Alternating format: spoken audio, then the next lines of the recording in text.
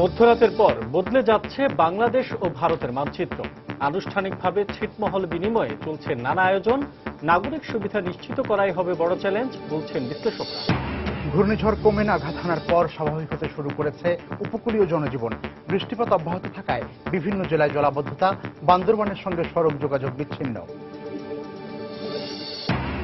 কোমেনের প্রভাব কাটিয়ে কক্সবাজার সমুদ্র সৈকতে ভিড়ভাড় বাড়ছে। পর্যটকদের নিরাপত্তায় প্রস্তুত টুরিস্ট ও নৌ পুলিশ।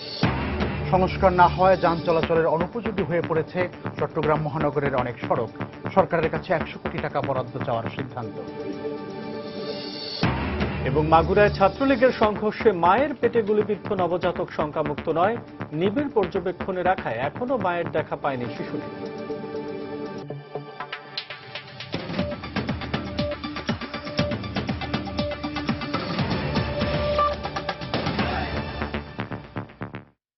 বাংলার সময়ের সঙ্গে আছি আমি মিজানুর রহমান কবির এবং আমি আসাদ আজিম।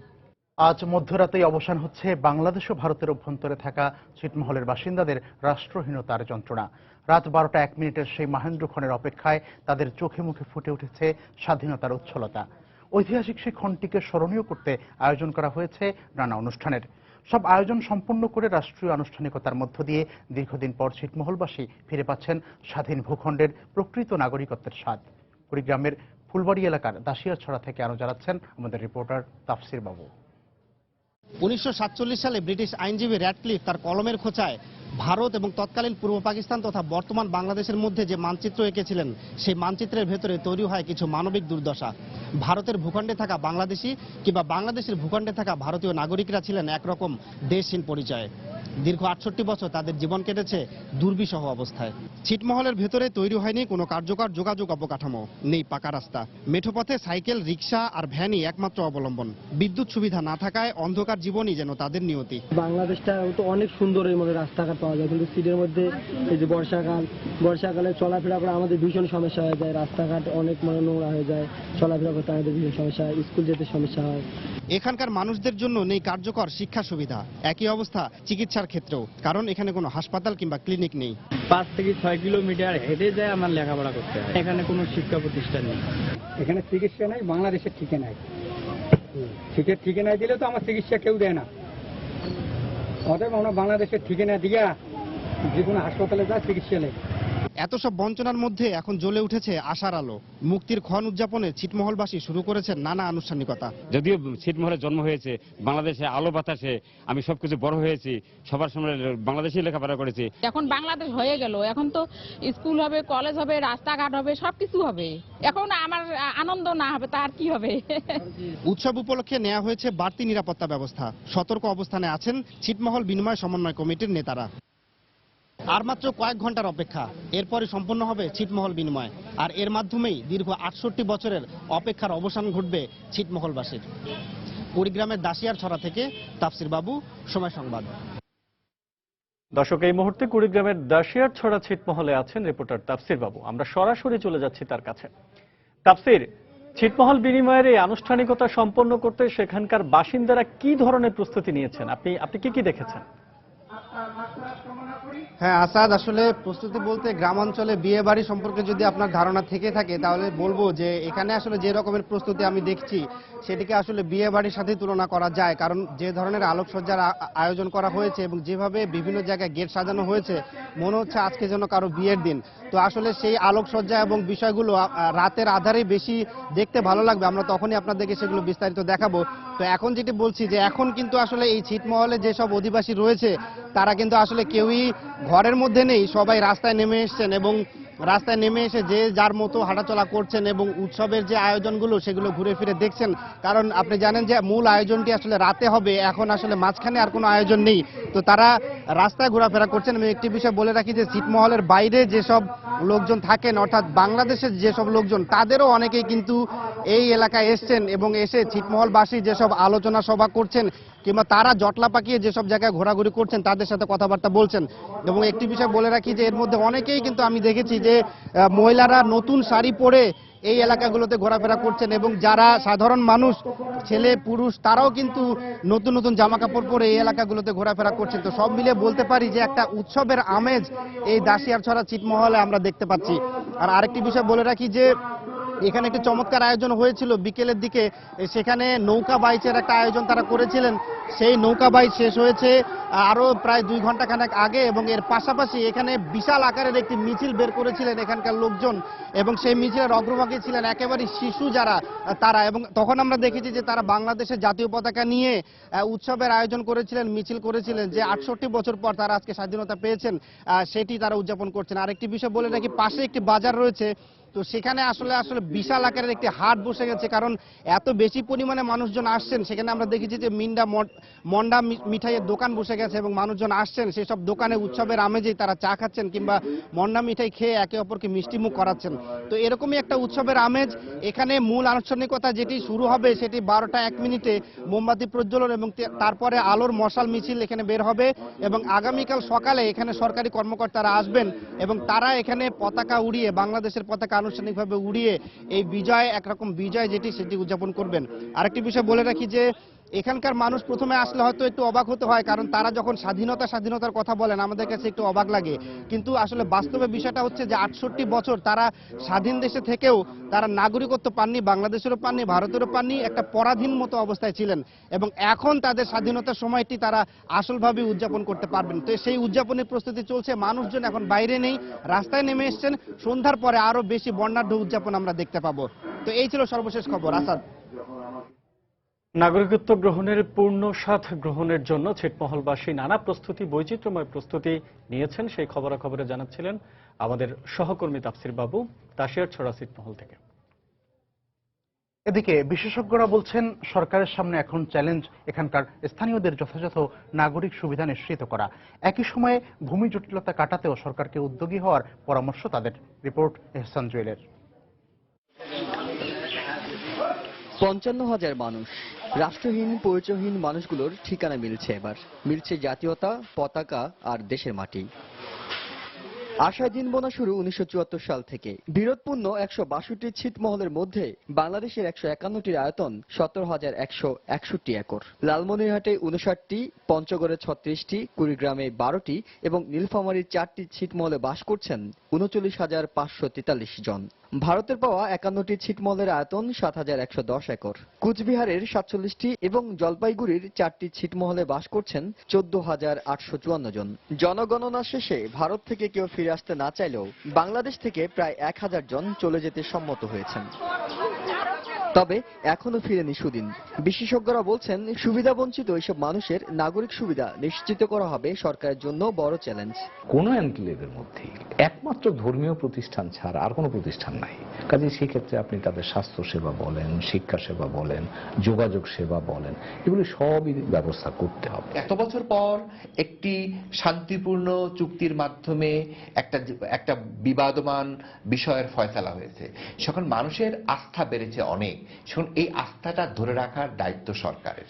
আশঙ্কা রয়েছে ছিটমহলের ভূমি নিয়ে জটিলতার। স্থানীয় প্রশাসনকে তা গুরুত্ব দিয়ে নিরসনের তাগিদ বিশেষজ্ঞদের। এই জমিগুলো কার কতটুকু আছে এই বিষয়টুকু ফয়সালা করার দায়িত্ব জেলা প্রশাসকের, তাতে করে দালালদের উৎপাত থেকে এই মানুষরা হয়তো রক্ষা পাবে। যে এগুলো ভারতীয় এনক্লেভস আমাদের ভেতরে আছে, এর কাগজপত্রগুলো তো ভারতের কাছে আছে, কাজে সেগুলো ভারতের কাছ থেকে নিয়ে আসতে হবে। যারা এখন বাংলাদেশে হচ্ছেন তাদের জমি জমার কাগজপত্র তাদেরকে বুঝিয়ে দিতে হবে। 68 বছর পর সমস্যার সমাধান হওয়ায় আজ রাত 12টায় ছিটমহলের মুসলিম বাড়িগুলোতে 68টি মোমবাতি আর হিন্দু বাড়িতে জ্বলবে 68টি প্রদীপ। যে আলোয় সব অন্ধকার দূর হয়ে যাওয়ার প্রত্যাশা সেখানকার বাসিন্দাদের। আর এই আশাকে বাস্তবে রূপ দিতে হলে সবার আগে সরকারকে গুরুত্ব দিতে হবে নাগরিক অধিকার প্রতিষ্ঠায়।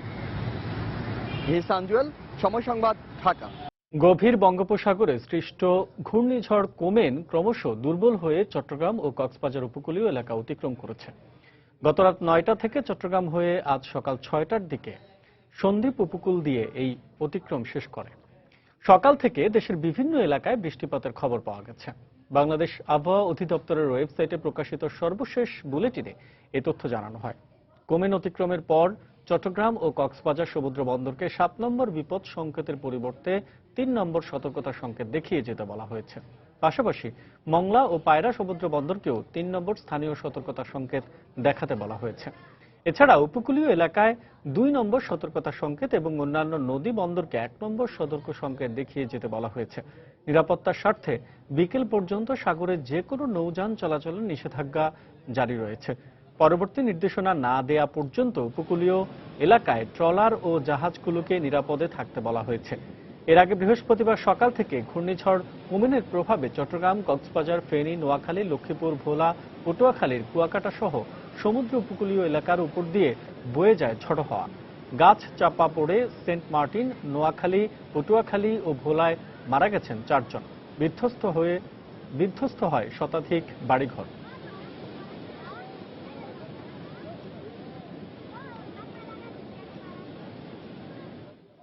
সতর্ক সংকেতগুলি নামিয়ে তার পরিবর্তে স্থানীয় সতর্ক সংকেত 3 দেখাতে বলা হয়েছে এবং সমুদ্রে যাওয়া আজ বিকেল পর্যন্ত নিষেধ করা আছে। এর পরবর্তী পর্যায়ে তারা সাবধানে যেতে পারবে। আর আভ্যন্তরীণ নদীবন্দর যেগুলি আছে সেগুলোর উপকূলীয় নদীবন্দরগুলির জন্য 2 নম্বর সতর্ক সংকেত দেখাতে বলছে। এতে ছোট ছোট লঞ্চ চলতে পারবে না, বড়গুলি চলতে পারবে। আর এর বাকি অংশে 1 নম্বর সতর্ক সংকেত আছে, সেসব জায়গায় সব লঞ্চ চলতে পারবে। এখন যে নিম্নচাপটা ল্যান্ডে আছে তার প্রভাবে সারা দেশেই কিছু কিছু জায়গায় বৃষ্টিপাত হবে, ঢাকাতেও বৃষ্টিপাত হবে। তবে আগামীকালকে সকালের পরে অনেক জায়গা ভালো হয়ে যাবে। ঘূর্ণিঝড় কোমেনের প্রভাবে চট্টগ্রাম, বান্দরবান সহ উপকূলীয় জেলা পটুয়াখালী, বরগুনা ও সাতক্ষীরায় ভারী বৃষ্টিপাতে জলাবদ্ধতা দেখা দিয়েছে। এতে চরম দুর্ভোগে পড়েছেন এখানকার মানুষ। এদিকে প্রবল বৃষ্টিতে বান্দরবানের সুয়ালক এলাকায় একটি ব্রিজ দেবে জেলার সঙ্গে সারা দেশের সড়ক যোগাযোগ বন্ধ রয়েছে। আমাদের রিপোর্টার ও জেলা প্রতিনিধিদের পাঠানো তথ্য ছবি নিয়ে ডেস্ক রিপোর্ট। ঘূর্ণিঝড় কোমেনের প্রভাবে শুক্রবার সকাল থেকে থেমে থেমে বৃষ্টি হচ্ছে চট্টগ্রামে। এতে আগ্রাবাদ, হালিশহর, বাকুলিয়া ও চকবাজার সহ বেশ কিছু এলাকায় জলাবদ্ধতা দেখা দিয়েছে। 2 দিনের টানা বর্ষণে বান্দরবানের বেশিরভাগ সড়ক পানিতে তলিয়ে গেছে। জেলার সোয়ালক এলাকায় একটি ব্রিজ দেবে যাওয়ায় সারা দেশের সঙ্গে বন্ধ রয়েছে সড়ক যোগাযোগ। সাঙ্গু নদীর পানি প্রবাহিত হচ্ছে বিপদসীমার উপর দিয়ে। প্লাবিত হচ্ছে আর্মিপাড়া, মেম্বারপাড়া ও ইসলামপুর সহ পৌর এলাকার নিম্নাঞ্চল। পটুয়াখালীতে সকাল থেকেই মাঝারি ও ভারী বৃষ্টিপাত হচ্ছে। এছাড়া বৈরী আবহাওয়ার কারণে স্থানীয় নদীবন্দরগুলোকে 3 নম্বর সতর্কতা সংকেত দেখাতে বলা হয়েছে। পরবর্তী নির্দেশ না দেওয়া পর্যন্ত জেলার অভ্যন্তরীণ 18টি রুটের লঞ্চ চলাচল বন্ধ ঘোষণা করা হয়েছে। ঘূর্ণিঝড় কোমেনের প্রভাবে উপকূলীয় জেলা বরগুনার নদ নদীর পানি স্বাভাবিকের চেয়ে 3 ফুট বেড়েছে। এতে শহরের বেশ কিছু নিচু এলাকা প্লাবিত হয়েছে। এছাড়া ঘূর্ণিঝড় কোমেনের প্রভাবে নোয়াখালী ও সাতক্ষীরার নিম্নাঞ্চল প্লাবিত হয়েছে। মনিরুজ্জামান প্রান্ত, সময় সংবাদ। কোমেনের প্রভাবে ফেনীর দাগনভূঞায় নতুন করে প্লাবিত হয়েছে 13টি গ্রাম। পানিবন্দী হয়ে পড়েছেন লক্ষাধিক মানুষ। এই মুহূর্তে ওমরপুর গ্রামে আছেন আমাদের রিপোর্টার আতিয়ার সজল। আমরা সরাসরি চলে যাচ্ছি সেখানে। ভারতের ত্রিপুরা রাজ্য থেকে পাহাড়ি ঢলে যে নেমে আসা ঢল যে পানি, সে পানির তোড়ে ফেনীর 3টি উপজেলা বন্যার কবলে পড়েছে। এর মধ্যে রয়েছে ফেনী ফুলগাজী উপজেলা এবং ফেনী সদর উপজেলা এবং ফেনী দাগনভূঞা উপজেলা। ফেনীর যে ফুলগাজী উপজেলায় পানি কিছুটা কমলেও নতুন করে মরার উপরে খাড়ারগাঁও হয়ে দেখা দিয়েছে ফেনী সদর উপজেলা এবং দাগনভূঞা উপজেলায় যে গত 4-5 দিন ধরে পানি উঠেছিল। এই গতকাল যে কোমেনের প্রভাব পড়েছিল, যে ঘূর্ণিঝড় কোমেনের প্রভাবের কারণে সেই পানি আরো না কমে বরঞ্চ আরো কয়েকটি গ্রাম, আরো 2টি ইউনিয়নের আরো নতুন করে 13টি গ্রাম, মোট এখন ফেনী, দাগনভূঞা এবং সদর উপজেলা মিলে 81টি গ্রাম প্লাবিত হয়ে আছে এবং পানির নিচে নিমজ্জিত হয়ে আছে। যার ফলে এসব এলাকায় দেখা দিয়েছে একটা মানবেতর জীবনযাপন শুরু হয়েছে এসব অঞ্চলের মানুষের মধ্যে। যেদিকে তাকায়, যেদিকে যান, বাড়ি এবং রাস্তাঘাট, গ্রামীণ সড়ক সবকিছু পানির নিচে নিমজ্জিত। যার ফলে এসব অঞ্চলের মানুষের দুর্ভোগের কোনো শেষ নেই। বিশেষ করে যারা বয়োবৃদ্ধ মানুষ রয়েছেন, শিশু রয়েছেন, এরাই সবচেয়ে বেশি ঝামেলায় পড়ছেন। এদেরকে বিশেষ করে খাওয়া দাওয়া, রান্না বান্নার কাজে কোনো বিশুদ্ধ পানি তারা সংকট বোধ করছেন এবং এসব কারণে এই বিভিন্ন ধরনের রোগ ব্যাধি এবং দেখা দিয়েছে। এর কাছে ছাড়া যে এসব অঞ্চলে যে মাছের প্রজেক্টগুলো রয়েছে, সেই মাছের প্রজেক্টগুলো থেকে কোটি কোটি টাকার মাছ চলে গিয়েছে বলে স্থানীয়রা আমাদেরকে অভিযোগ করেছেন। এবং এখানকার স্থানীয় জেলা প্রশাসন যেটা জানিয়েছেন যে হঠাৎ করে এই যে আকস্মিক যে প্লাবনে যে প্রবাহিত হওয়ার কারণে তাদের যে প্রস্তুতি সরকারিভাবে নেওয়া দরকার পর্যাপ্ত প্রস্তুতি নিয়েছে। ইতিমধ্যে জেলা প্রশাসন থেকে এই 3টি উপজেলার জন্য 60 মেট্রিক টন 2 দফায় 60 মেট্রিক টন চাল বরাদ্দ দিয়েছেন এবং প্রত্যেক উপজেলায় 1 লক্ষ টাকা করে শুকনো খাবারের জন্য বরাদ্দ দিয়েছেন এবং যতদূর জানিয়েছেন যে খাবারের জন্য কষ্ট না করতে হয় এজন্য সার্বিক ব্যবস্থা স্থানীয় জনপ্রতিনিধি নিয়ে তারা সার্বিক ব্যবস্থা নিয়েছেন। এছাড়া আমাদেরকে যেটা জানিয়েছেন যে এই যে গতকাল কমেনের কারণে উপজেলা যে কমেনের যে ঝড় ছিল, ফেনী সোনাগাজী উপজেলার চরচান্দিয়ার আউটার ভেরিবাদের 4টি গ্রাম 5 ফুট পানির নিচে প্লাবিত হয়ে আছে। এই ছিল ফেনীর সর্বশেষ অবস্থা। আতিয়া সজল আমাদেরকে জানাচ্ছিলেন ফেনীর দাগনভূঞার ওমরপুর গ্রাম থেকে বন্যা পরিস্থিতির খবর। বাংলা সময় আরো থাকছে। চট্টগ্রামের সিএনজি অটোরিকশা খালে পড়ে চালক সহ দুজনের মৃত্যু, নিখোঁজ একজনকে উদ্ধারে তৎপরতা চালাচ্ছে ফায়ার সার্ভিস। ঘূর্ণিঝড় কোমেনের প্রভাব কাটিয়ে পর্যটন নগরী কক্সবাজারে ভিড় করছেন পর্যটকরা। আবহাওয়ার উন্নতি হওয়ায় হোটেল মোটেল সহ ব্যবসা প্রতিষ্ঠান ও মার্কেটগুলো খুলতে শুরু করেছে। তবে সমুদ্র উত্তাল থাকায় পর্যটকদের নিরাপত্তায় 3 নম্বর সতর্ক সংকেত দেখাতে বলা হয়েছে। কক্সবাজার থেকে বিস্তারিত জানাচ্ছেন কমল দে। দুদিনের স্থবিরতা কাটিয়ে আবার জমজমাট হয়ে উঠেছে পর্যটন নগরী কক্সবাজার। ঘূর্ণিঝড় কোমেন কেটে যাওয়ার কয়েক ঘন্টার মধ্যে সরগরম হয়ে উঠেছে এই পর্যটন নগরীর 6টি পয়েন্ট। হাজার হাজার পর্যটক ভিড় করেছে এসব পয়েন্টে। তবে সাগর উত্তাল থাকায় লাল পতাকা টাঙিয়ে পর্যটকদের পানিতে নামতে বাধা দিচ্ছে লাইফগার্ড এবং টুরিস্ট পুলিশ। এক্ষেত্রে তাদের বক্তব্য, যেহেতু এখনো সাগর উত্তাল রয়েছে এবং 3 নম্বর সতর্ক সংকেত বলবৎ রয়েছে, তা যে কোনো মুহূর্তে দুর্ঘটনা ঘটতে পারে। 3 নম্বর সংকেত তুলতেছে, যারা সাগরে টুরিস্ট নামতেছে এদেরকে আমরা বেশি পানিতে যাইতে নিষেধ করছি এবং তারা যদি অল্প পানিতে নামে আর আনন্দ ফুর্তি করবে, তারা বিনোদন করবে, বিনোদন করে চলে যাবে এবং তারা যদি কোনো ক্ষতিগ্রস্ত হয় তাদেরকে আমরা সার্বিক সহযোগিতার জন্য প্রস্তুত আছি। এক্ষেত্রে সে বাধা মানছেন না টুরিস্টরা। শুধু কক্সবাজার নয়, বৃহত্তর চট্টগ্রাম এবং রাজধানী ঢাকার হাজার হাজার পর্যটক ভিড় করেছে কক্সবাজারের পর্যটন এলাকাগুলিতে। তারা বলছেন গত 2 দিন ধরে আবহাওয়া উত্তাল থাকায় তারা সাগরে নামতে পারেনি। আজ তারা পুরোটাই আনন্দ উল্লাসের মাধ্যমে উসুল করে নেবে। অনেক ভালো লাগছে, 2 দিন ধরে আসলাম কিন্তু মজা করতে পারি নাই, আজকে অনেক মজা করছি। ওয়েদার ফরকাস্ট খারাপ থাকা সত্ত্বেও আমরা এসেছি, কারণ এখন আমাদের একটা এক্সপেকটেশন ছিল যে ওয়েদারটা ভালো হয়ে যাবে। তো আশা করছি যে আরো ভালো হবে এবং আমরা অলরেডি এনজয় করছি এখানে। আবহাওয়া খারাপ ছিল তাই নামতে পারিনি, আজকে নামেছি। আমার ভালো লাগতেছে, বেশি ভালো লাগতেছে। এক্ষেত্রে জমজমাট হয়ে উঠেছে কক্সবাজারের 50টির মতো বার্মিস মার্কেট এবং শামুক ঝিনুকের মার্কেট। সকাল থেকে শুরু হয়েছে এসব মার্কেটে কেনাবেচা। সাগর উত্তাল থাকায় এবং দুর্যোগপূর্ণ আবহাওয়ার কারণে গত 2 দিন ধরে এসব মার্কেটে বন্ধ ছিল। পর্যটকরা আসতেছে, আমরা দোকানপাট খুলতেছি, ইনশাআল্লাহ বেচা বিক্রি হবে। হয়তো ভালো ব্যবসা হতে পারে, তবে 2 দিন মতো আমরা দোকানটা বন্ধ ছিল। গত 4 দিন আগে গভীর বঙ্গোপসাগর সৃষ্টি হয়েছিল ঘূর্ণিঝড় কোমেন। গত রাত এটি চট্টগ্রাম এবং কক্সবাজার উপকূল অতিক্রম করে যায়। যে কোনো দুর্যোগের পর মাথা তুলে দাঁড়ানো বাংলার মানুষের রীতি। এবারও তার ব্যত্যয় ঘটল না। ঘূর্ণিঝড় কোমেন অতিক্রম করে যাওয়ার কয়েক ঘন্টার মধ্যে সরগরম হয়ে উঠল পর্যটন নগরী কক্সবাজার। হাজার হাজার পর্যটক ভিড় করেছে এখানকার 6টি পয়েন্টে। কক্সবাজারের লাবণী পয়েন্ট থেকে কমল দে, সময় সংবাদ। এদিকে ঘূর্ণিঝড় কোমেন আতঙ্কে গত 2 দিন সাগরকন্যা কুয়াকাটায় স্থবিরতা নেমে আসলেও আজ সকাল থেকে ফিরে এসেছে প্রাণ চাঞ্চল্য। পর্যটকদের নিরাপত্তা দিতে সব ধরনের প্রস্তুতি গ্রহণ করেছে কুয়াকাটা নৌপুলিশ। কুয়াকাটা থেকে সুজন দামের ছবি ও মোহাম্মদ মনির হোসেন বাদলের পাঠানো তথ্য নিয়ে ডেস্ক রিপোর্ট। বুধবার দুপুর থেকে ঘূর্ণিঝড় কোমেন আতঙ্কে পর্যটক শূন্য হয়ে পড়ে সাগরকন্যা কুয়াকাটা। 5 নম্বর বিপদ সংকেত থাকার কারণে শত শত পর্যটককে হোটেলের মধ্যে থেকেই কোমেন আতঙ্কে দিন কাটাতে হয়েছে। কিন্তু শুক্রবার সকাল থেকে বিপদ সংকেত প্রত্যাহার করায় পর্যটকদের মধ্যে ফিরে আসে প্রাণ চাঞ্চল্য। 2 দিন অপেক্ষার পর পর্যটকরা পরিবারের সদস্যদের নিয়ে সমুদ্র সৈকতে উল্লাসে মেতে ওঠেন।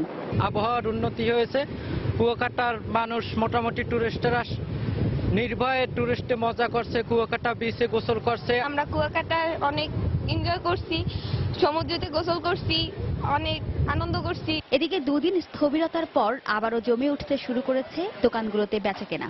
এতে দারুণ খুশি ব্যবসায়ীরা। সকাল থেকে দেখতেছি আবহাওয়া একটু ভালো, ঘূর্ণিঝড়ের আশঙ্কা দূর হয়েছে, কিছু পর্যটক আসতেছে, মোটামুটি দোকান খুলছে, বেচাকেনা ভালো। এদিকে পর্যটকদের সার্বিক নিরাপত্তা দিতে সব ধরনের প্রস্তুতি গ্রহণ করেছে কুয়াকাটা নৌ পুলিশ ফাঁড়ি।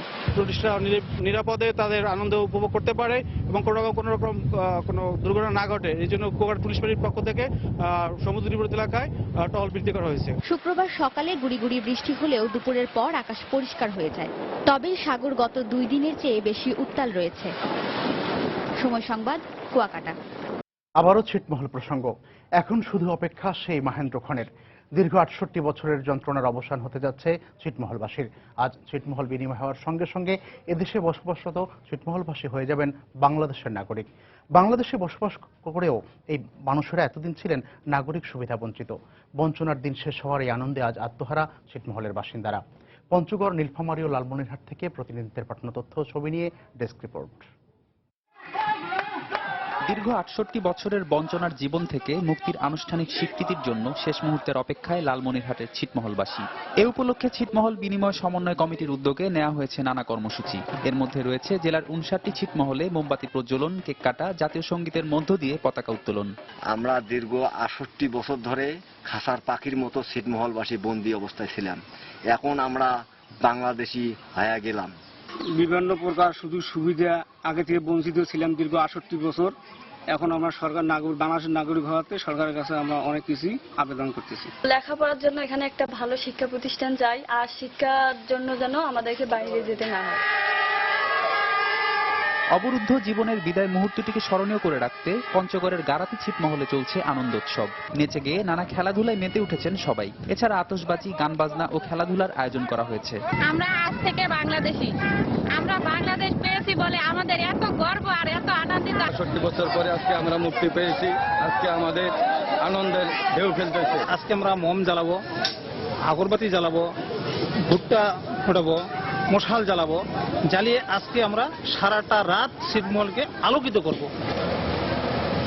নীলফামারীতে 4টি ভারতীয় ছিটমহলে পরিবার রয়েছে 119টি। ছিটমহল বিনিময়ের শুভক্ষণে মোমবাতি প্রজ্বলন, মিষ্টি বিতরণ ও গান বাজনার মধ্য দিয়ে শুরু হবে তাদের আনন্দ উৎসব। এছাড়া সকালে জাতীয় পতাকা উত্তোলন করবে বাংলাদেশের এই নতুন নাগরিকেরা। আনন্দের মধ্যে থেকে আমরা আশা করি যে আমরা একটা পতাকা, বাংলাদেশের পতাকা উত্তোলন করিব। 12টা 1 মিনিটে পতাকা ওঠাবো, আমরা মোমবাতি জ্বালাবো, দোয়া মাহফিল করবো। এটাই আমরা আল্লাহর কাছে হাজার হাজার শুকরিয়া। এবছর 6 থেকে 16 জুলাই পর্যন্ত ছিটমহলগুলোতে ভারত বাংলাদেশের যৌথ সমীক্ষা হয়। এ সময় বাংলাদেশের অভ্যন্তরে অবস্থিত ভারতীয় ছিটমহলগুলোর 979 জন বাসিন্দা ভারতে যেতে আগ্রহ প্রকাশ করেন। তবে ভারতে অবস্থিত ছিটমহলের কেউ বাংলাদেশে আসতে আগ্রহ প্রকাশ করেননি।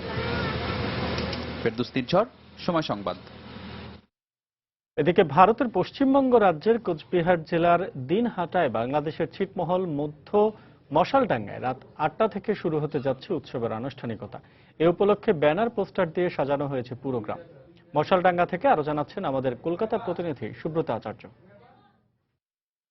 আজ রাত 8টা থেকে এই ছিটমহল বিনিময়ের যে তারা আনুষ্ঠানিকভাবে অনুষ্ঠানটি শুরু করতে যাচ্ছেন, তার রাত 8টা থেকে শুরু হবে এই ছিটমহলের মধ্য মশালডাঙ্গায় দপ্তরিপাড়ার এই অনুষ্ঠান মঞ্চ থেকে। আয়োজকরা বলছেন এই অনুষ্ঠানে কমপক্ষে 14 থেকে 15,000 মানুষ সমবেত হবেন এবং তাদের ভাষায় স্বাধীনতা দিবস উদযাপন করবেন। এই অনুষ্ঠানকে ঘিরে রীতিমতো দেশ বিদেশের বিভিন্ন মিডিয়া কিন্তু এখানে আসতে শুরু করেছেন এবং এই অনুষ্ঠানকে ঘিরে ইতিমধ্যেই আশেপাশের অঞ্চলের মানুষ সমবেত হতে শুরু করেছেন এবং এখানে একটি বিরাট মেলা হয়েছে এবং রীতিমতো একটি উৎসবের পরিবেশ কিন্তু এখানে আমরা দেখতে পেয়েছি। এই মুহূর্তে দেখুন ছিটমহলের মধ্যে প্রথম এরকম একটা কিছু হচ্ছে, এতে সবাই খুব আনন্দে আত্মহারা হয়ে গেছে। এরকম পরিবেশ সৃষ্টি হয়েছে। প্রথমবার ছিটমহল স্বাধীনতা লাভ করতে যাচ্ছে, এতে খুবই আনন্দিত। ইন্ডিয়া বলে ঘোষণা হবে, ওই একটা অনুষ্ঠান হবে বড় ধরনের। এর আগে এরকম আর কোনোদিনও হয়নি। ভারত বাংলাদেশ যৌথ ছিটমহল সমন্বয় কমিটির নেতা দীপ্তিমান সেনগুপ্ত আমাদেরকে নিশ্চিত করেছেন মূল অনুষ্ঠানটি রাত 12টা 1 মিনিট থেকে শুরু হবে। আজকের পর থেকে ছিটমহল বলে আর সংবিধানে গ্রহণ করা হবে না। মধ্য মশালডাঙ্গা থেকে সুব্রত আচার্য, সময় সংবাদ। পানকৌড়ি, বালিহাঁস, পান্তামুখী, বক, ডাহুক, মাছরাঙা সহ বিভিন্ন প্রজাতির অসংখ্য পাখি চষে বেড়াচ্ছে ব্রাহ্মণবাড়িয়ার হাওর। কলতানে মুখর গোটা এলাকার পরিবেশ।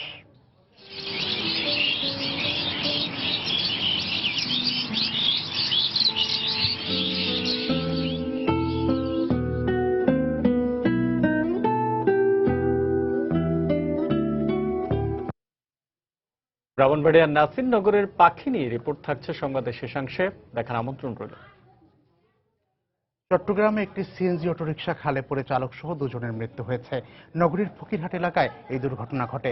প্রত্যক্ষদর্শীরা জানায়, দুপুরে সিএনজি চালিত অটোরিকশায় করে অফিসের কাজে চট্টগ্রাম কাস্টমস হাউসে যাচ্ছিলেন ফিরোজ আলম। পরে ফকিরহাটের সিএমবি কলোনি এলাকায় পৌঁছলে বিপরীত দিক থেকে আসা একটি সিএনজিকে অতিক্রম করতে গেলে দুর্ঘটনার কবলে পড়ে তারা। জলাবদ্ধতার কারণে রাস্তার গতিপথ বুঝতে না পেরে অটোরিকশাটি পাশের খালে পড়ে যায়। এ সময় স্থানীয়রা গুরুতর অবস্থায় দুজনকে উদ্ধার করে আগ্রাবাদ মা ও শিশু হাসপাতালে নিয়ে গেলে কর্তব্যরত চিকিৎসক তাদের মৃত ঘোষণা করেন। এদিকে দুর্ঘটনায় আরও লোক নিখোঁজ রয়েছে বলে এলাকাবাসী অভিযোগের ভিত্তিতে উদ্ধার তৎপরতা চালাচ্ছে ফায়ার সার্ভিস।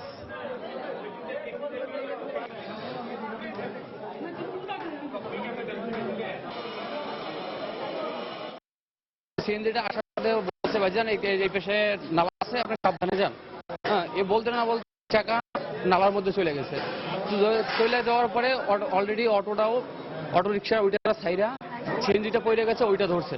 স্থানীয় লোক সাথে সিএনজির থেকে দুজন লোক টেনে বের করে হাসপাতালে পাঠাচ্ছে। তারা শোনা গেছে পরে নাকি দুজনই মারা গেছে।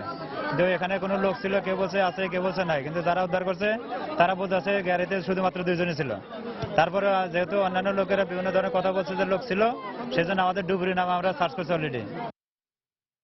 মাগুরায় ছাত্রলীগের সংঘর্ষে গুলিবিদ্ধ হওয়ার পরে অলৌকিকভাবে বেঁচে যাওয়া নবজাতকের অবস্থার অবনতি হয়নি, তবে এখনও আশঙ্কামুক্ত নয় সে। এমনটি জানিয়েছে নতুন গঠিত আরও উচ্চ পর্যায়ের মেডিকেল বোর্ড। আর জন্ডিসের চিকিৎসার জন্য শিশুটিকে আইসিইউ বা নিবিড় পর্যবেক্ষণে রাখায় এখনও মায়ের কাছে বাচ্চাকে দেয়া সম্ভব হয়নি বলেও জানিয়েছেন চিকিৎসকরা। জীবনী শক্তি নিয়ে একজন নবজাতকের বেড়ে উঠতে মায়ের দুধের বিকল্প নেই। আর তা যদি হয় মায়ের পেটে গুলিবিদ্ধ কোনো নবজাতক, তবে প্রয়োজনীয়তা বেড়ে যায় আরো। রিটার্ন বাচ্চা 34 উইকসে হয়েছে, লো বার্থ ওয়েট, ওর ইমিউনিটিটা অনেক কম। সবগুলো এখনো ফাংশন নর্মাল ফাংশন স্টার্ট হয়নি। ব্রেস্ট মিল্ক ছাড়া অন্য কোনো আর্টিফিশিয়াল মিল্ক দিলে সেটা অসুবিধা হয় হজমে এবং ইয়েতে, বাচ্চা টলারেট করতে। প্রথমে এখন সিদ্ধান্ত হয়েছে যে আমরা 2 ml করে 3 ঘন্টা পর পর দিব। 4টা ফিট দেওয়ার পরে যদি দেখি যে ফিট টলারেট করে ফেলছে, তাহলে আমরা আবার তখন ফিট বাড়িয়ে দিব। বৃহস্পতিবার রাতে মা নাজমা বেগম ঢাকা মেডিকেল কলেজ হাসপাতালে সাংবাদিকদের কাছে যে ইচ্ছা পোষণ করেছিলেন তা এখনো সম্ভব হয়নি শিশুর শারীরিক অবস্থার জন্য।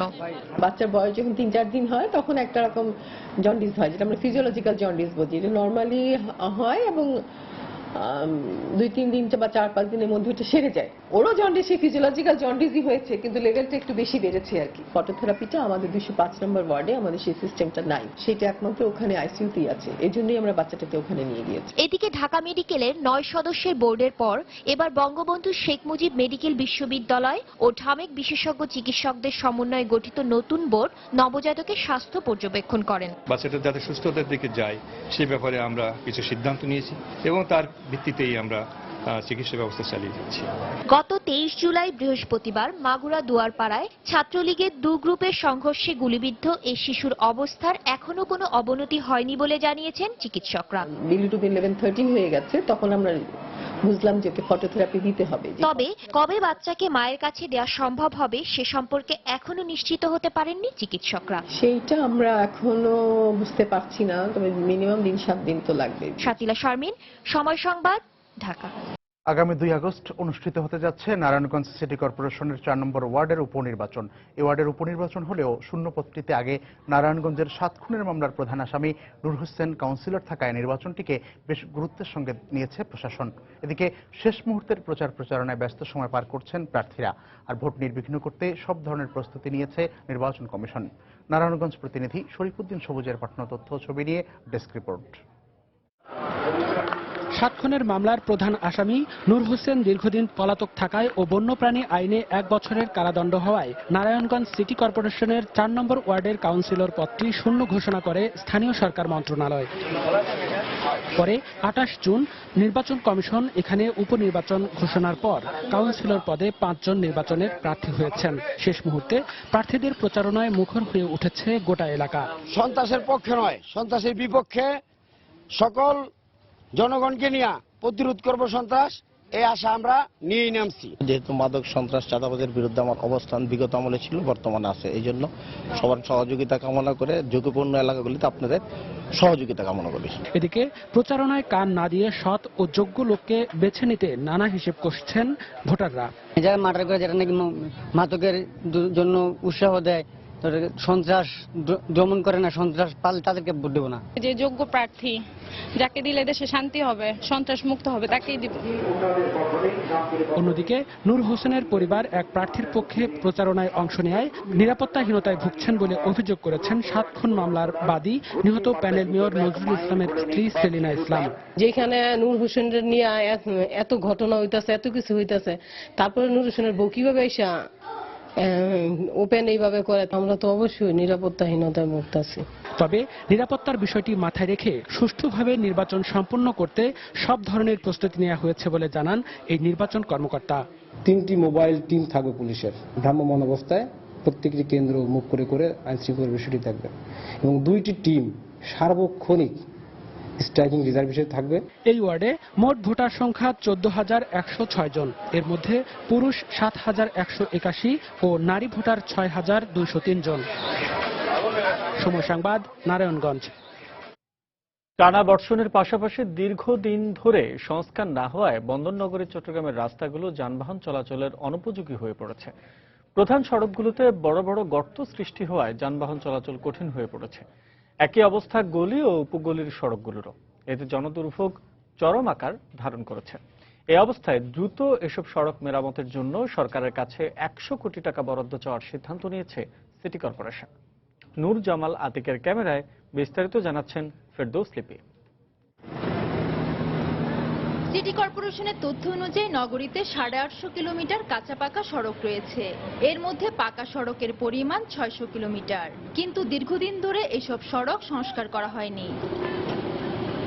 এর সাথে যুক্ত হয়েছে টানা বর্ষণ এবং জলাবদ্ধতা, ফলে নগরীর কোনো সড়কই এখন আর যানবাহন চলাচলের উপযোগী নয়।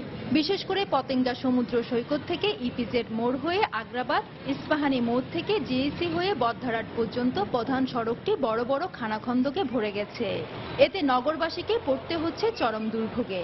যাত্রীদের আসা যাওয়ার রাস্তা ভাঙার জন্য অনেক সমস্যা হইতেছে। রোগীদের এবং যারা অসুস্থ ব্যক্তি, বৃদ্ধ ব্যক্তি, তাদের জন্য বেশি অসুবিধা। ভাঙাচোরা এসব রাস্তায় প্রায়শ ঘটছে দুর্ঘটনা। যানজটের অন্যতম কারণও চলাচলের অনুপযোগী এসব রাস্তা। ভাঙাচোরা রাস্তা এবং আমরা গাড়ি চালাতে অনেক নানান রকমের সমস্যা। ভাঙা রাস্তা দিয়ে গাড়ি চালাচ্ছে, অনেক সময় চাকা বাস্ট হয়ে যাচ্ছে, গাড়ি উল্টে যাচ্ছে। গর্তের কারণে আমার চাকা ভাঙি পড়ে গেছে। কোম্পানিরও ফোন দিয়েছে, কোম্পানি মানতে রাজি না। এদিকে সিটি কর্পোরেশনের এই শীর্ষ কর্মকর্তার দাবি, টানা বর্ষণে নগরী 300 থেকে 350 কিলোমিটার রাস্তা ক্ষতিগ্রস্ত হয়েছে। ইমিডিয়েট আমরা অ্যাকশনে যেতে হবে, সেরকম প্রায় 100-150 কিলোমিটার মতো ক্ষতি হয়েছে। আমাদের নিজস্ব অর্থায়নে আমরা প্রস্তুতি নিয়ে রাখছি, ভিটামিন এবং অন্যান্য মাল সংগ্রহ করে রেখেছি। বিশেষজ্ঞরা বলছেন, বৃষ্টির কারণে জলাবদ্ধতা সৃষ্টি হওয়ায় রাস্তাগুলো স্থায়িত্ব থাকছে না। এই ক্ষেত্রে পানি সরে যাওয়ার সাথে সাথে মেরামতের ব্যবস্থা করা হলে খরচ অনেকটা কমবে। আমাদের ফ্লেক্সিবল পেভমেন্টই থাকতে হবে এবং সেই জন্য রাস্তাঘাটের উপর অত্যাচারটা কমানো, পানি জমতে না দেওয়া। আমি যদি শুধু পটহোল যদি রিপেয়ার করি আর পানি যদি জমতে না দেই, তাহলে মেইনটেনেন্স খরচ আমার মনে হয় 20% আমরা নামিয়ে আনতে পারবো। গত 26 জুলাই মেয়র হিসাবে আনুষ্ঠানিক দায়িত্ব নেওয়ার পর আজম নাসির জানিয়েছেন, বৃষ্টি কমে আসলে অ্যাসফল্ট প্লান্টের মাধ্যমে ক্ষতিগ্রস্ত রাস্তাগুলো মেরামতের ব্যবস্থা করা হবে। ফেরদৌস লিপি, সময় সংবাদ, চট্টগ্রাম। গত কয়েকদিনের ভারী বৃষ্টিপাতে পদ্মা নদীর পানি বাড়ায় শরীয়তপুরের 2টি উপজেলায় নদী ভাঙন দেখা দিয়েছে। ইতোমধ্যে সব এলাকার 2 কিলোমিটার এলাকা নদীগর্ভে বিলীন হয়ে গেছে। গত দুদিনের ভাঙনে জাজিরা উপজেলার বড়কান্দি ইউনিয়ন ও নড়িয়া উপজেলার ঘড়িসার ও কেদারপুর ইউনিয়নের প্রায় 3 শতাধিক পরিবার গৃহহীন হয়ে পড়েছে। ভাঙনের তীব্রতা এত বেশি যে ঘরবাড়ি অন্যত্র সরিয়ে নেওয়ারও সময়টুকু পাচ্ছেন না তারা। সহায়সম্বল হারিয়ে খোলা আকাশের নিচে আশ্রয় নিয়েছেন অসহায় মানুষরা। ঋণ নিয়ে আবাদ করলেও ফসল ঘরে তোলার আগেই সব হারিয়ে নিঃস্ব এখন শতাধিক কৃষক। এদিকে ভাঙন কবলিত এলাকা পরিদর্শনে এসে ক্ষতিগ্রস্তদের পুনর্বাসনের আশ্বাস দিয়েছেন স্থানীয় সংসদ সদস্য। আমার এখন জায়গা জমিন কিছু নাই, আমরা এখন কাগজ মুরাদা কোন রকম রাত্রে একটু কাটাই, সরকার কাছে একটু সাহায্য চাই। এই বড়কান্দি 2 দিনের মধ্যে সমস্ত বাড়ি ঘর ভাঙা চুরা লয়ে গেছে। এখন আমাকে থাকার মতো কোনো কোনো মতে অসহায়। আমরা নদীর পারে পারে ঘুরি, খাওয়ার নাই দাওয়ার নাই, আমাদের ভাত নাই কাপড় নেই। আমার লোন তুলছিলাম, লোন যদি মাফ করে দেয় তাহলে আমরা খুব উপকৃত হতাম। তাদের শিবির শুধু মৌকুফ হয় না, তাদের পুনর্বাসন করে তারা যাতে আবার ঘুরে দাঁড়াতে পারে। প্রধানমন্ত্রী এবং সংশ্লিষ্ট মন্ত্রণালয়ের মন্ত্রী মহোদয়, সচিব মহোদয় সাথে আমি কথা বলবো। দুর্যোগপূর্ণ আবহাওয়ার কারণে স্থগিত হওয়া মিয়ানমার জলসীমা থেকে উদ্ধার হওয়া 159 বাংলাদেশিকে আগামী 5 আগস্ট দেশে ফিরিয়ে আনা হবে। সকালে বিষয়টি নিশ্চিত করেছে আন্তর্জাতিক অভিবাসী সংস্থা। বঙ্গোপসাগরে সৃষ্ট ঘূর্ণিঝড়ের কারণে চট্টগ্রাম ও কক্সবাজারে 7 নম্বর বিপদ সংকেত জারির কারণে গতকাল মংডুতে বিজিবি ও মিয়ানমার বর্ডার গার্ড পুলিশ বিজেপির মধ্যে পতাকা বৈঠকও বাতিল করা হয়। পরবর্তীতে বৃহস্পতিবার মিয়ানমার ইমিগ্রেশন পুলিশ ও বিজিবির মধ্যে আলোচনার পর আগামী 5 আগস্ট 159 জনকে ফিরিয়ে আনার নতুন এ তারিখ ধার্য করা হয়। গত 21 মে প্রথম দফায় মিয়ানমারের জলসীমা থেকে সাগরে ভাসমান অবস্থায় উদ্ধার হওয়া 208 জন অভিবাসীর মধ্যে 150 জনকে বাংলাদেশি হিসেবে শনাক্ত করে ফেরত আনা হয়। এরপর 19 জুন দ্বিতীয় দফায় আনা হয় আরও 37 জনকে। এছাড়া গত 29 মে মিয়ানমারের নৌবাহিনী আরও 727 জন অভিবাসীকে উদ্ধার করে। এদের মধ্যে গত 23 জুলাই 155 জন বাংলাদেশিকে ফেরত আনা হয়। এছাড়া বাংলাদেশে ফিরিয়ে আনা স্থগিত 159 জনকে আগামী 5 আগস্ট ফিরিয়ে আনা হবে বলে জানিয়েছে বিজেপি। কুষ্টিয়ায় বাস ও ট্রাকের মুখোমুখি সংঘর্ষে বাসের চালক সহ 2 জন নিহত হয়েছে। এতে আহত হয়েছে আরো 20 জন। সকালে শহরতলির চৌরাহাস ফুলতলায় এই দুর্ঘটনা ঘটে। পুলিশের প্রত্যক্ষদর্শীরা জানান, খুলনাগামী গড়াই পরিবহনের একটি বাস ফুলতলায় পৌঁছালে বিপরীত দিক থেকে আসা একটি ট্রাকের মুখোমুখি সংঘর্ষ হয়। এতে দুর্ঘটনাস্থলে বাসের চালক সহ আরো এক যাত্রী নিহত হয়। এ সময় আহত 20 যাত্রীকে উদ্ধার করে কুষ্টিয়া জেনারেল হাসপাতালে ভর্তি করা হয়। এদিকে দুর্ঘটনাস্থল থেকে ট্রাকটি জব্দ করার পাশাপাশি চালক ও হেলপারকে আটক করেছে পুলিশ। জাতিসংঘ ঘোষিত আন্তর্জাতিক আদিবাসী দিবস রাষ্ট্রীয়ভাবে পালনের দাবিতে ময়মনসিংহে মানববন্ধন অনুষ্ঠিত হয়েছে। দুপুরে শহরের সিকে ঘোষ রোডে এই মানববন্ধন করা হয়। এতে বাংলাদেশ গারো ছাত্র সংগঠন ও ট্রাইবাল ওয়েলফেয়ার অ্যাসোসিয়েশন সহ বেশ কয়েকটি সংগঠন অংশ নেন। এ সময় বক্তারা বলেন, আদিবাসী দিবস রাষ্ট্রীয়ভাবে উদযাপন করা হলে আদিবাসীদের সঙ্গে বৃহত্তর সমাজের সেতুবন্ধন রচিত হবে। দিনাজপুরের ঘোড়াঘাটে চক জয়রামপুর উচ্চ বিদ্যালয়ের সায়েন্স ল্যাব ও কম্পিউটার ভবনের উদ্বোধন করেছেন তুরস্কের সহকারী রাষ্ট্রদূত জেমস জয়লান। তুরস্ক সরকারের অর্থায়নে বিদ্যালয়ের সায়েন্স ল্যাব ও কম্পিউটার ভবনটি নির্মিত হয়। বিকেলে পায়রা উড়িয়ে ল্যাব ও ভবনের আনুষ্ঠানিক উদ্বোধন করেন তুরস্কের সহকারী রাষ্ট্রদূত। এ সময় বিদ্যালয়ের শিক্ষক, শিক্ষার্থী সহ উপস্থিত ছিলেন তুরস্ক দূতাবাসের 8 সদস্যের একটি প্রতিনিধি দল। পরে এক সেমিনারের আয়োজন করা হয় সেখানে।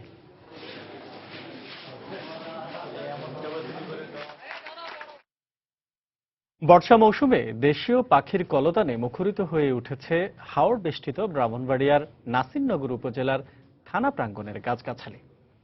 কড়া পুলিশি প্রহরা আর শিকারী মুক্ত নিরাপদ পরিবেশ পেয়ে থানার ভেতরের গাছগুলোতে আবাস স্থল গড়েছে পাখিরা। পাখির সুরক্ষায় নানা পদক্ষেপ নিয়েছে স্থানীয় পুলিশ। ব্রাহ্মণবাড়িয়া থেকে জহিলুর রহমানের ছবি, উজ্জ্বল চক্রবর্তীর তথ্য নিয়ে ডেস্ক রিপোর্ট। ব্রাহ্মণবাড়িয়া জেলা শহর থেকে প্রায় 45 কিলোমিটার দূরে হাওর বেষ্টিত উপজেলা নাসিরনগর। শাপলা এবং মেদির হাওর ছাড়াও এই উপজেলায় রয়েছে অসংখ্য বিল ও ঝিল। বর্ষা মৌসুমে এসব জলাশয়ে মাছ, ব্যাঙ এবং শামুক সহ প্রাকৃতিক খাবারের উৎস থাকায় পাখিদের অবাধ বিচরণ রয়েছে পুরো এলাকা জুড়ে। বালিহাঁস, পান্তামুখী, বিভিন্ন প্রজাতির বক, ডাহুক, মাছরাঙা সহ বিভিন্ন প্রজাতির অসংখ্য পাখি হাওরে চষে বেড়াচ্ছে। এদের একটি অংশ নিরাপদ আবাসস্থল হিসেবে বেছে নিয়েছে নাসিরনগর থানার ভেতরের গাছগাছালিকে। আর থানা অভ্যন্তরের পুলিশ সদস্যরাও পাখিদেরকে রেখেছেন অতিথির মর্যাদায় আপন করে। জ্যৈষ্ঠ মাস থেকে এই পর্যন্ত এই পাখিগুলারে আমরা দেখাশোনা করতেছি এবং বাচ্চা দেওয়ার পর থেকেও আমরা সতর্ক অবস্থায় তাদেরকে দেখাশোনা করি, যাতে কোনো আক্রমণ না করতে পারে বা ঢিল না দিতে পারে, এদের দিকেও খেয়াল রাখার জন্য সবার বলে দিচ্ছে রোকলিয়া যে আপনারা সবাই পাখিটি দেখবে, তাতে পাখি শিকারিরা পাখি না মারতে পারে। পাখিপ্রেমী নাসিরনগর থানার ভারপ্রাপ্ত কর্মকর্তা জানান, পাখিদের সুরক্ষা এবং অভয়ারণ্য সৃষ্টির জন্য থানা প্রাঙ্গণে বৃক্ষরোপণ সহ নানা পদক্ষেপ গ্রহণ করেছেন। গাছের সংখ্যা কম, পাখির সংখ্যা অনেক বেশি। আমাদের যে গাছ আছে এরকম আরো 4 গুণ গাছের দরকার, যারা পাখিকে আক্রমণ করে, পাখির ঢিল ছোড়ে, গুলেল মারে, তাদেরকে গার্জিয়ানকে ডেকে আনি তাদেরকে বলে দিয়েছি যে এটা যাতে না করে।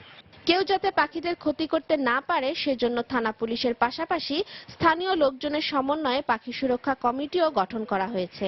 প্রাকৃতিক ভারসাম্য রক্ষা করতে এই পাখিগুলোর যথেষ্ট অবদান আছে, যার জন্য ওইখানে গাছ লাগাইলে পাখিদের একটা অভয়ারণ্য সৃষ্টি হবে।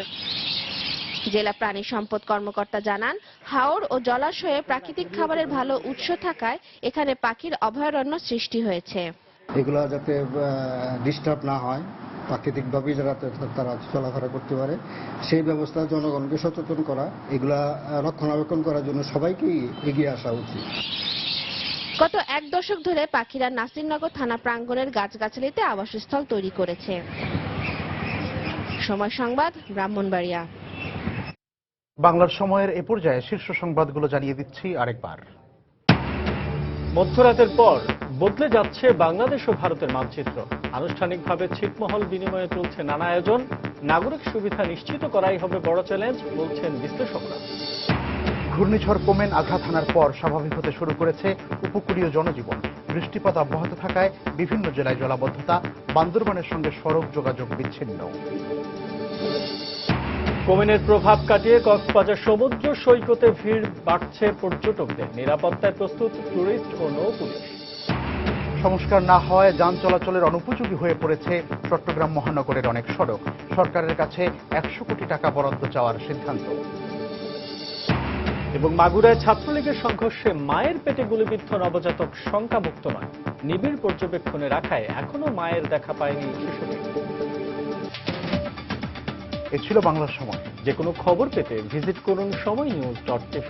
এছাড়া এইমাত্র পাওয়া খবর আপনার মোবাইলে পেতে SMS করুন, SSN লিখে পাঠিয়ে দিন 16242 নম্বরে। সঙ্গে থাকুন সময়।